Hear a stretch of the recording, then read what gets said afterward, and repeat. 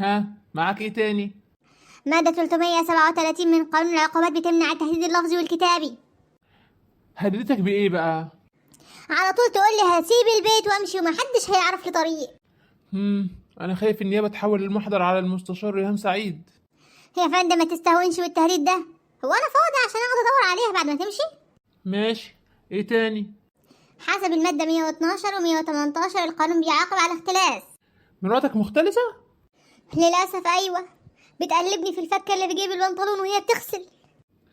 ماشي، فيها بتاع 6 شهور لو الحكايه دي بتحصل من زمان. وإتلاف الممتلكات الخاصة فيها كام سنة؟ حوالي سنه. عملت ايه؟ كسرت ملة السرير. الخارج على القانون. كمل يا استاذ. التنمر ظروفه ايه؟